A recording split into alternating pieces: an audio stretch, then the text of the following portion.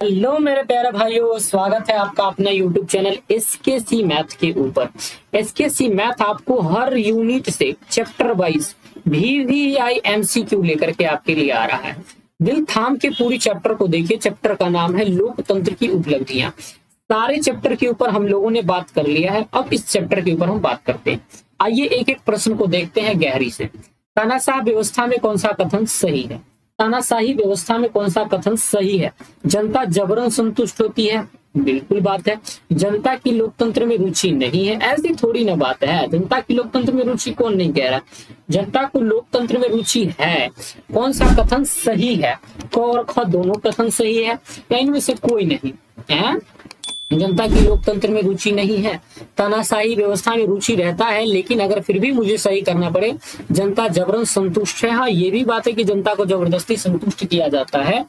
तो पहला ऑप्शन मुझे सही लग रहा है। लोकतंत्र में रुचि नहीं है, रुचि लेकिन उनको ऐसा व्यवस्था दिया नहीं जा रहा है। चलिए अगले प्रश्न की ओर चलते हैं। 2 नंबर प्रश्न कह रहा है, भारत में लोकतंत्र की सफलता के लिए सर्वप्रथम आवश्यक होता है क्या?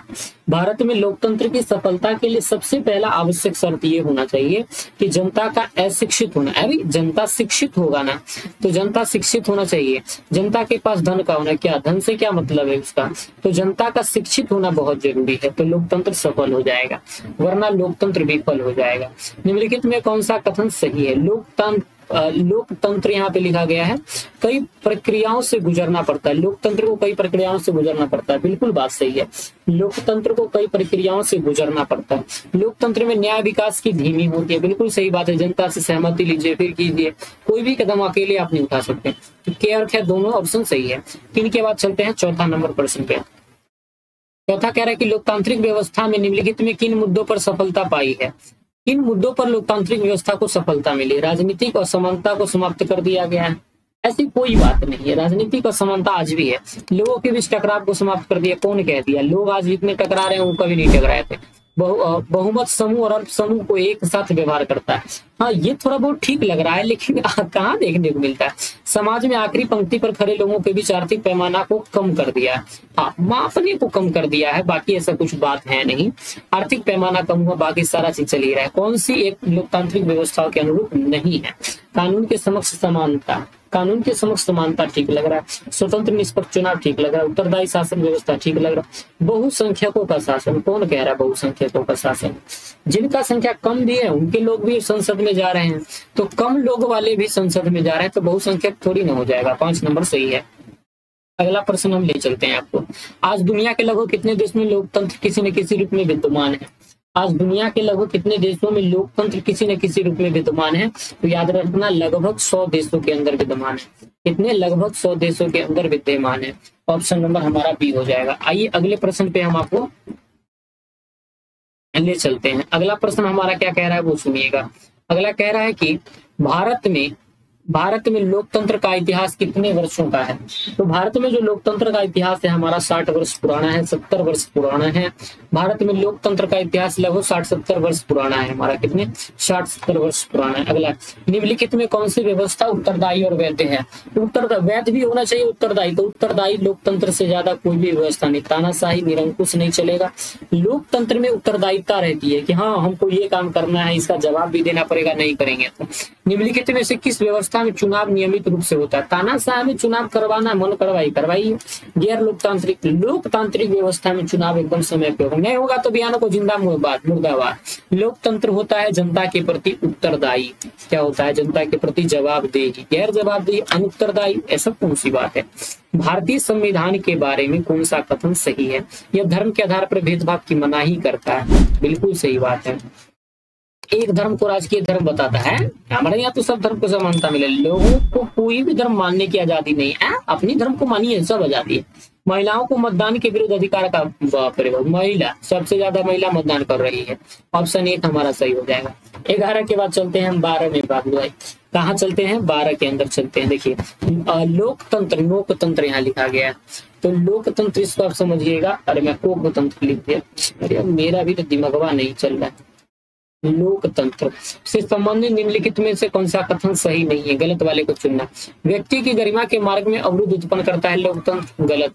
सामाजिक संदर्भों को टालने संभालने का एक तरीका देता है, संघर्षों को टालने का, बिल्कुल ये सही बात चल रहा है। तो कौन सा कथन गलत है? तो मैं तो पहला ही कथन को गलत कर दिया है, तो फिर तो आगे बढ़ने की इजाजत ही मैं नहीं दे रहा। चलिए अगला प्रश्न को हम देखते हैं, फिर भी 2 ऑप्शन को चेक कर लेते हैं। नागरिकों को समानता को बढ़ावा देता है, बिल्कुल लोकतंत्र समानता को बढ़ावा, गलतियों को सुधारने की गुंजाइश होती है लोकतंत्र, वेरी गुड। अगला देखिए, अगला है 13, लोकतंत्र के परिणाम के संदर्भ में सही कथन कौन सा है? लोकतंत्र में किसी प्रकार के टकराव की संभावना नहीं रहती है। टकराव की संभावना कब से खत्म हो गया? आज भी लोग टकरा रहे हैं। लोकतंत्र अपनी नागरिकों की विचारार्थिक असमानता खत्म करने पूर्णतः असमर्थ है, पूर्णतः नहीं, थोड़ी बहुत। लोकतंत्र केवल पूर्णतः हमेशा, ये सब गलत ऑप्शन है। लोकतंत्र विविधताओं में सामंजस्य लाने में असमर्थ है। हाँ, विविधता के सामंजस्य लाने में समर्थ है, लेकिन अगला गरीबी देशों में विकास के लिए तानाशाही चाहिए। गरीबी देशों में विकास के लिए तानाशाही कैसे चाहिए थी? देखिए भाई साहब, अगला प्रश्न, लोकतंत्र शासन व्यवस्था के संदर्भ में कौन सा कथन सही है? तो लोकतंत्र आर्थिक असमानता का अभाव है, इसमें आर्थिक असमानता का अभाव है। तो देखिए कहीं ना कहीं तो ये बात सब ठीक ही लगता है कि सही नहीं है, आर्थिक असमानता का अभाव नहीं है, लाया जा रहा है। निर्णय लेने में देरी परंतु सही निर्णय लेने की संभावना, बिल्कुल सही बात कह रहा है। कौन सा कथन सही है? बी नंबर तो बिल्कुल मेरे को सही लग रहा है, 14 का बी तो बिल्कुल सही लग रहा है। सी देखते हैं, लोगों के बीच टकराव का अभाव या टकराव रोज हो रहा है। सामाजिक असमानता का अंत्य कर दिया, बी ऑप्शन सही। अंत वाला, केवल वाला, हमेशा वाला, इस ऑप्शन में नहीं पसंद। लोकतंत्र का मूल उद्देश्य होता है व्यक्ति का निर्णय, व्यक्तिगत आदर्श, व्यक्तिगत निर्णय, सामूहिक सहमति। ये बहुत अच्छा लग रहा है मेरे को, सामूहिक सहमति लोकतंत्र का उद्देश्य होता है। लोकतांत्रिक कहलाने में हमें गर्व होता है, पंगु होने का अनुभव कभी नहीं होता है, हीन भावना नहीं चलेगा। लोकतंत्र नागरिकों को देता है समान अवसर, समान अवसर, क्षणिक समान अवसर, और समान अवसर नहीं देता है, समान अवसर देता है। अगला 17 के बाद 18 देखिए क्या कह रहा है। 18 नंबर प्रश्न इधर आ जाना पड़ेगा।